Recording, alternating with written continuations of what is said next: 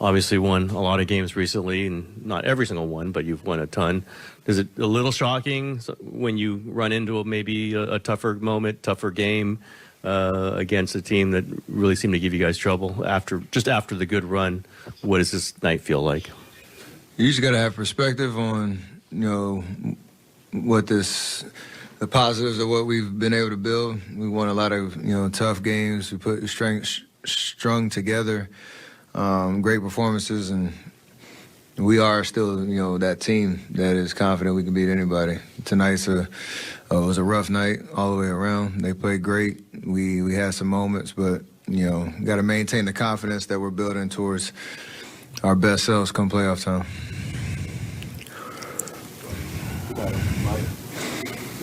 Jimmy's just down there saying he thinks you get fouled more than any player in the league or any player you've seen, something like that. Which just kind of your view on maybe tonight's physicality, but the bigger picture on how you do that. I don't know how to answer that question. It's been around 16 years. You've seen it all. I don't ever expect to get calls. I don't ever go in looking for it, try to play basketball, try to play the way I, do every night, battle through physicality, whatever. But if I need to say something, you say something, but I don't have any expectations. Draymond, what's your view on? You know my view. He trying to set you up. Referees, and you know my view. Steph, over here, the Rockets obviously were just trying to deny you the ball the whole night, but I'm wondering with Amen Thompson guarding you, just what do you think of him as a defender, especially on a Rockets team that's kind of their identity? That's why he's out there for 30-plus minutes a night, because that's how he helps them win. He's kind of relentless. He's a supreme athlete, and has found his lane on, again, how he can be impactful. So you tip your hat to him, and he's gotten a lot better every time you kind of you face him. Guys, what are the keys to beating a team like this, young, athletic team, and what did you guys not do tonight that you expect to do if you see him again? Well done.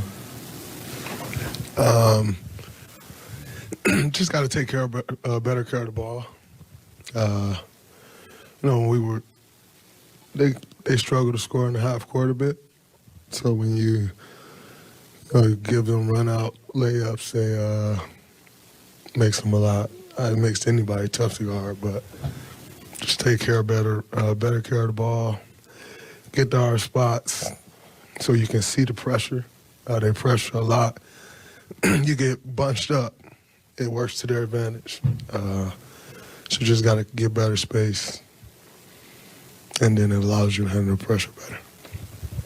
Draymond, how would you describe what was going on with you and Şengün there? Were you trying to get the energy up? Is that kind of how that started? And then what did you think about the flagrant call? The flagrant call, I don't know what to do. Go for duck. Don't go for the layup.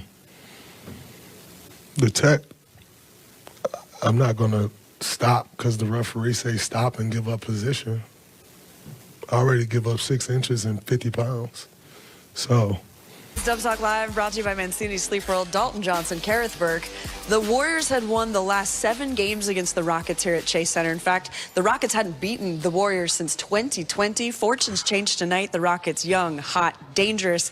And what it means for the Warriors is that they drop in the standings. They came in 5th. Now they are 6th. And there's a big tie. And Dalton, when you talk about meaningful basketball, every single game that's left matters for the This Dubs. is what the Warriors have asked for, but yeah, as you said, Kareth, they had a chance to jump all the way to number 4 seed, which could have got them home court advantage in the playoffs. Woo. They dropped to 6, and now they pretty much have to win out to avoid the dreaded play-in tournament. What a wild final week in the NBA right now for the Warriors in a crazy game against a team that, again, pretty sure that these two squads still do not like each other very much, Kareth. Oh, the hate is real. Yes, Sure but the is. reason right now that the Warriors are in 6th, and here are the teams that are left, the opponents that are left now. You got the Suns and Spurs. That's a back-to-back for the Warriors and the Blazers. Then the Clippers, the team ahead of them in the standings right now.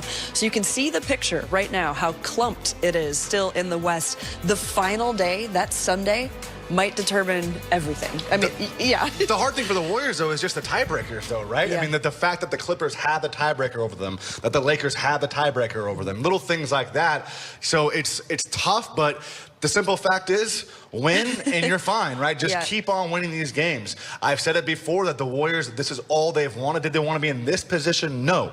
But they wanted to have games that mattered. In these games, they sure do matter. I mean, it's going to be a lot of fun to watch. The pressure's on, and that's what these veterans are here for. Yeah, so Lakers and Clippers ahead of the Warriors right now. So there's that ceiling that they're bumping into because those teams have the tiebreaker. The Warriors are 6 right now because they have the tiebreaker over the Wolves and the Grizzlies. That Grizzlies game was so big for them to win.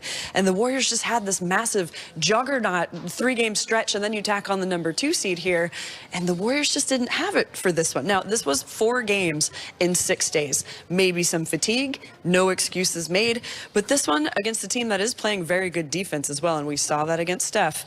Yeah, what a disappointment for the Dubs. I would say also just a big missed opportunity early on. You look at that first quarter where you can see the Warriors, they're focused, they were locked in, no doubt about it. They came out on top after the first quarter, but they really should have had a much bigger lead. They missed 3 layups. They had 2 layups blocked at the rim as well. You saw Moses Moody had 2 wide open corner 3-pointers that rattled in and out. We know how great he's been for them recently, but it's just those little things. In the first quarter, this Warriors team, they thrive if they have a lead after the first quarter. They did have a lead, but they could have really extended it against a young team whose legs aren't going to get as tired maybe as a team like the Warriors, who are built off of a 37-year-old and 2 35-year-olds who were just on an absolute grueling 2-week road trip.